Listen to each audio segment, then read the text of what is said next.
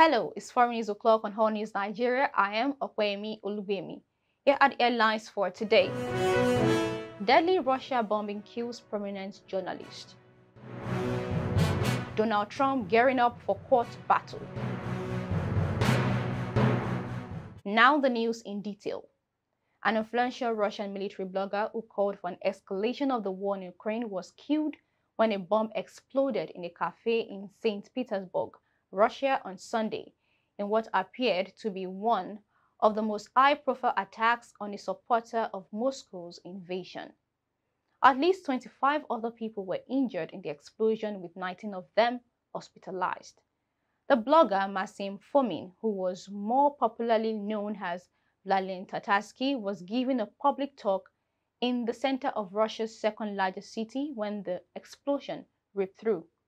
He was a guest speaker at an event hosted by the cafe when the bomb went off. He had reported from the Ukraine front line and gained particular notoriety in 2022.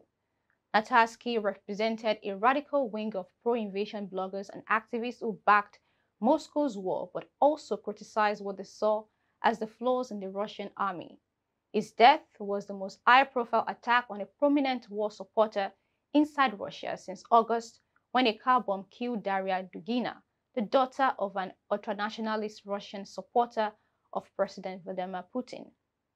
St. Petersburg is President Putin's home city, where he first rose to prominence. Interior Ministry sources quoted by Russia's RIA news agency said a bomb was hidden in a statue presented to Tatarsky in a box as a gift. The cafe targeted on Sunday was previously owned by Yevgeny Prigozhin, the head of Russia's notorious Wagner mercenary group. Russian officials accused the government in Kyiv without directly accusing Ukraine of killing the blogger.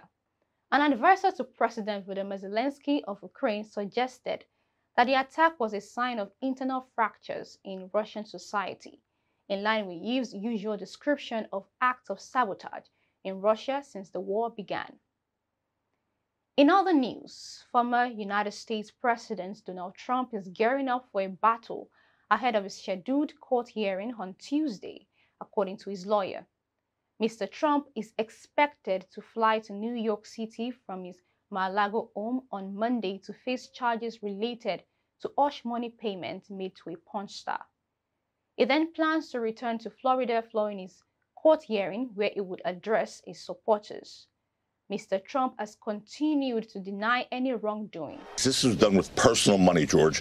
That's the key distinguishing factor. And when it's done with personal money, it's a bright line test. Statutorily, the law says this: if the payment was made with personal funds, and it would have been made irrespective of the candidate's campaign, it's outside of campaign finance. And clearly that's what you have here. His lawyer, Joe Tacopina, promised that any charges against the former president will be fought vigorously.